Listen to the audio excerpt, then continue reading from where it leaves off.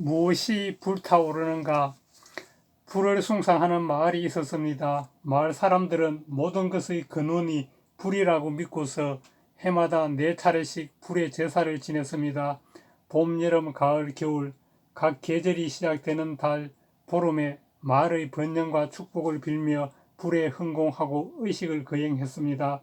이날에는 여러 지방에서 불을 다루는 마술사나 요술쟁이들이 찾아와서 묘기를 선보였습니다. 불을 공중에 띄워 여러 가지 형상을 만들어낸다든가, 불을 타고 하늘을 난다든가, 불로 몸을 감싸 날아오는 화살을 막아낸다든가 하는 신기한 재주를 보여주었습니다. 어떤 요술쟁이는 일명 요술 부리는 불로 음식도 만들어내고 새도 만들어내고 황금도 만들어냈습니다. 마을 사람들은 마술사나 요술쟁이가 만들어낸 물건들을 구입하여 불을 흥공하는 제단에 올렸습니다. 그러던 어느 날 얼음 수행자가 불을 숭상하는 마을에 들렀습니다. 얼음 수행자는 마을 뒷산 동굴에 자리를 잡고 경전을 읽기도 하고 수행도 하면서 스스로를 독려하며 정진했습니다. 오전에는 마을로 내려가 음식을 얻었고 돌아와서는 호흡 관찰 수행을 하며 세상에 대한 감탐과 고뇌를 줄여나가는 데 힘을 쏟았습니다. 밤에도 낮처럼 낮에도 밤처럼 정진하며 도달해야 할 곳을 향해 꾸준히 나아갔습니다. 아직 그는 제가 시절의 친척이었던 어떤 천신이 내어준 문제를 풀지 못하고 있었습니다. 일체는 불타고 있다 합니다. 무엇에 의해 불타고 있습니까? 그해 가을이 끝나고 겨울이 시작되는 어느 날 불을 숭상하는 마을에 큰 행사가 열렸습니다. 전국의 마술사와 요술쟁이가 참여하는 불요술대회였습니다. 마을 사람들은 어린이 노인 할 것 없이 모두 모여 불요술대회를 지켜보며 묘기가 연출될 때마다 환호성을 지르며 박수를 쳤습니다. 마침내 요술이 다 끝나고 사람들은 내년에도 이런 신기한 대회가 열리기를 바라며 집으로 돌아갔습니다. 그런데 조금 늦게 노인 2사람이 도착했습니다. 아, 우리가 늦었군. 벌써 대회가 끝났네 하면서 한 노인이 말했습니다. 그러게 말일세, 우리의 멋진 요술을 보여주어야 하는데 도와줄 사람이 없네 그려. 다른 노인도 아쉬워했습니다. 두 노인은 못내 발걸음이 떼어지지 않는 듯 마을 뒷산 동굴 근처 풍경이 좋은 곳에 가서 앉아 내일은 어느 마을에 가서 묘기를 보여줄지 의논했습니다. 그때 저기 아래에 어떤 사람들이 마을을 향해 걸어오고 있었습니다. 두 노인은 눈을 반짝이며 의미심장한 미소를 지었습니다. 빙청스님과 제자들 그리고 다성 일행이 불을 숭상하는 마을 입구에 막 도착하려고 했습니다. 그런데 갑자기 붉은 옷을 입은 노인이 나타나서 말했습니다. 저기 언덕 위에 음식을 마련해 놓았으니 좀 드시고 가십시오. 빙청스님이 공손히 노인의 청을 받아들이자 붉은 옷을 입은 노인이 앞장서서 마을 뒷산 동굴 근처로 갔습니다. 과연 음식이 한상 가득히 차려져 있었습니다. 이제껏 보지 못한 진기한 음식들이 그릇마다 가득했습니다.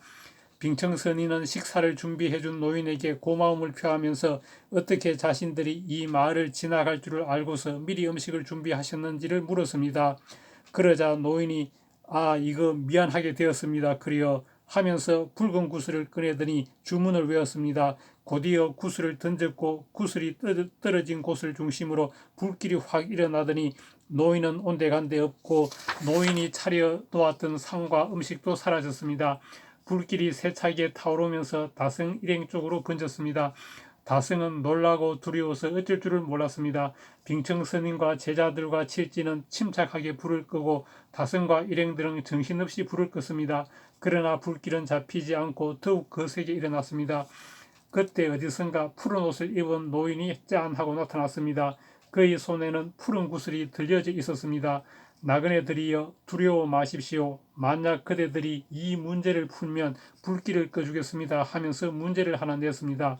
나그네들이여 일체는 불타고 있습니다. 그러면 어떤 일체가 불타고 있습니까? 한번 말씀해 보십시오. 근처에서 소란한 소리가 들리자 얼음 수행자는 홀로 안점을 풀고 자리에서 일어났습니다. 동굴 밖을 나오니 여러 사람들이 불길에 둘러싸여 있고 푸른 옷을 입은 노인은 밖에서 그들에게 말을 걸고 있었습니다. 얼음 수행자가 사람들을 도와주려고 달려가려는데 그의 친척 천신이 나타나 말했습니다. 그대여 저 푸른 옷을 입은 노인은 요술쟁이인데 결국 불길에 휩싸인 사람들을 구해줄 테니 아무 걱정 말고 지난번 내가 내어준 문제를 푸십시오. 이에 얼음 수행자는 안심하고 그 자리에 앉아 친척 천신이 내어준 어떤 일체가 불타고 있고 무엇에 의해 불타고 있는지를 다시 숙고했습니다.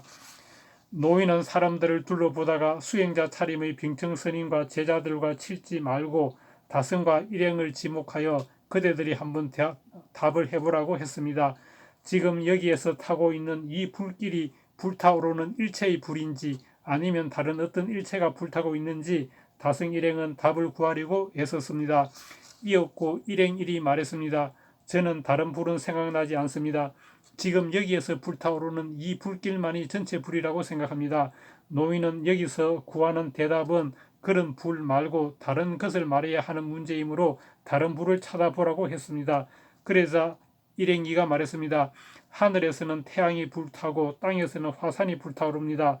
노인은 그런 불 말고 다른 불이 없는지 다시 잘 생각하여 말해보라고 했습니다.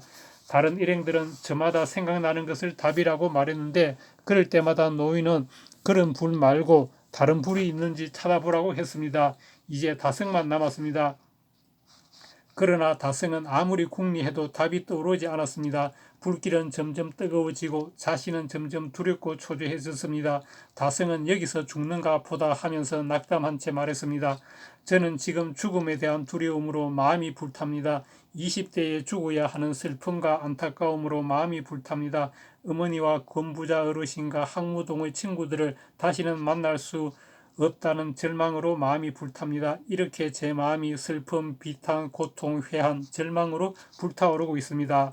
이 말을 듣고 노인이 말했습니다. 그대의 말은 정답 가운데 하나입니다.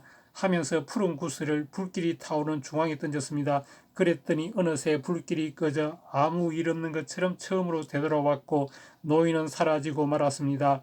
다승과 일행들은 지금 무슨 일이 일어나고 있는지 그저 놀랍고 의리둥절했습니다.